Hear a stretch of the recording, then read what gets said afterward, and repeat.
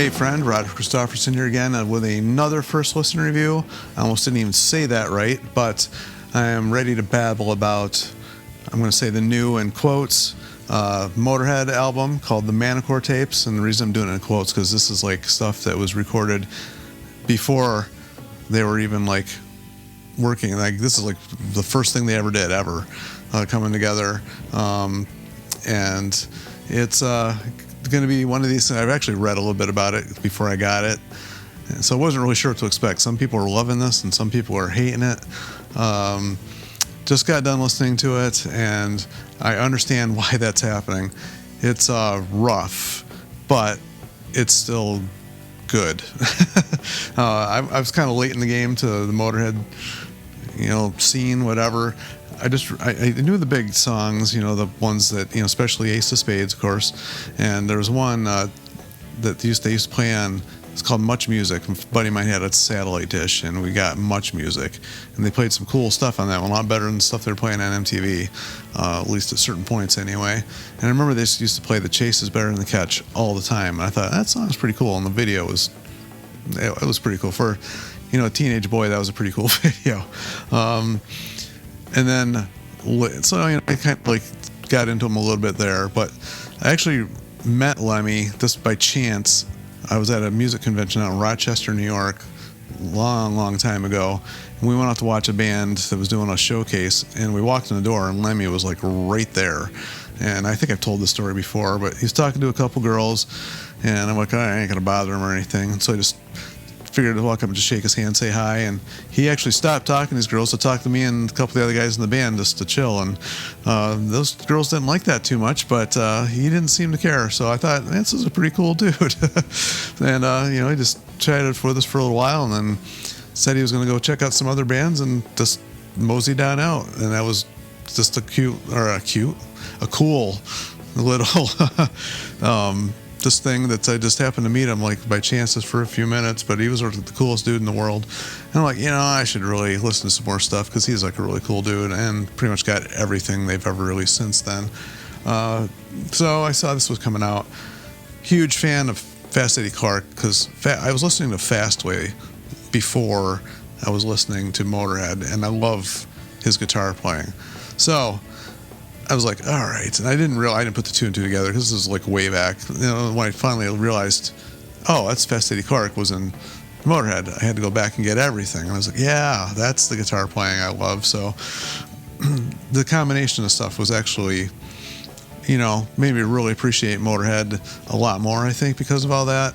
And, I've really liked everything. They obviously have changed a little bit over the years. And they're just the ultimate rock and roll band. I mean, that's what Lemmy always says they were. They play rock and roll. And in this one, basically what it is, it's 11 tracks, but it's really only like 7 songs. There's an intro, and then there's some alternate takes of 3 of the other songs, a couple instrumentals, although you can hear the vocals in the instrumentals. I think it's just bleeding through. They must have been doing something like live. I mean, it all sounds like it was just live in the studio.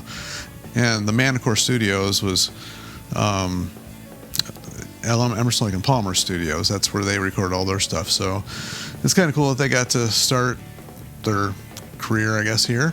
It starts with a weird intro track that just sounds like it was recorded in somebody's garage, although most expensive garage ever, I think. But it's still just raw. It's just really raw. You can like hear the, I don't know, I don't want to say magic, but you can hear it. You tell that these guys had something special just from these tapes here. The super raw. In a lot of these songs ended up on the first album, and hearing what they actually just started with and what it turned into, you can still hear that the interplay is like, it was there right from the start. And Eddie's guitar playing is a signature right from the start. And it's funny on here, listening to Lemmy's vocals, not realizing, you're used to the raw, gritty vocals. He didn't start out really that way. It kind of turned into that over the years. He really got fairly smooth vocals on here. So it kind of was weird hearing that again. It's like, oh yeah, I forget that he actually started out that way, and whatever he did. And I don't think he really sang in Hawkwind. I'm really not I haven't really followed that band much at all, but he came from that band, came here with a bunch of songs, and it's obviously quite a different style from that. But the other thing I really noticed in this is that the bass is really, really up front in the mix, and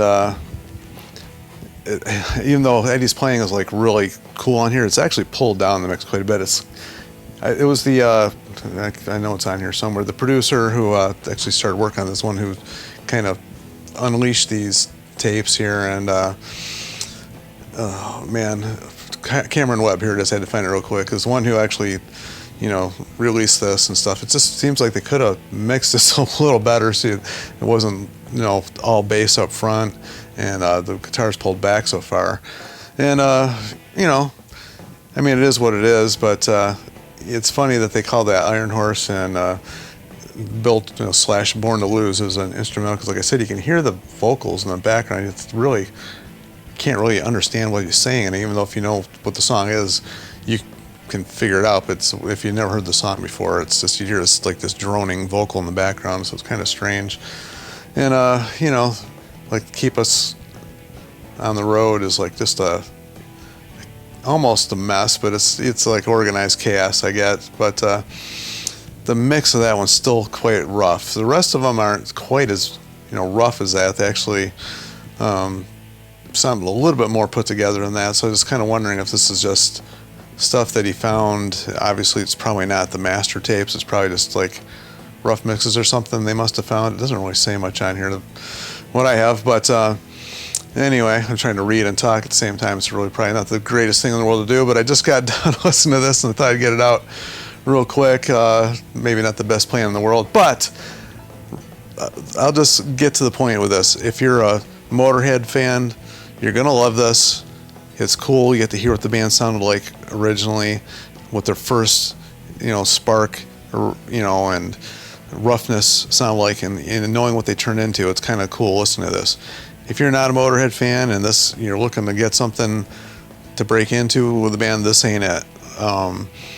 Start somewhere after the first couple albums, because even though if you haven't really listened to Motorhead before, that's probably might be a little bit too much for you at the very beginning. And the last few albums, I got a little bit more, I don't want to say, a little bit more formula. They had if Motorhead has a formula, that's kind of like how the last few got. But the albums in the middle there are the ones, especially with Fast Eddie Clarke, the ones that had him playing on it, the ones I enjoy the most. But this is a cool addition to anybody who's got or who is I should say, a fan of Motorhead and really likes Lemmy. I'm sure that's all we're gonna. Obviously, it's all we're gonna get from this point on is unreleased and found tapes and stuff from Lemmy. If there is I didn't get the deluxe edition. There's a live concert from '77. From what I've read, is really not the highest quality recording at all. So it's kind of why I chose not to get that one.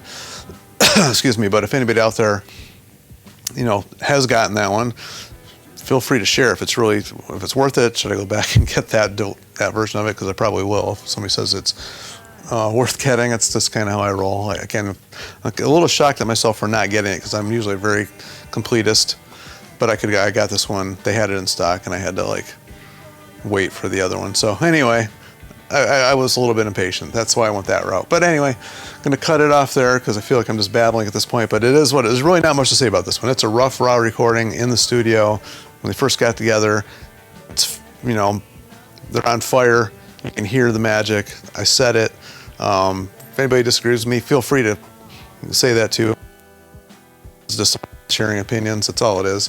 And, if you got any cool Lemmy as well, whatever you want to chat about, that's what this place is for. And like, share, and subscribe to keep this music alive, because even though it's kind of rough stuff, I wouldn't mind hearing some more found stuff somewhere along the line, because it's Lemmy. And we will see you.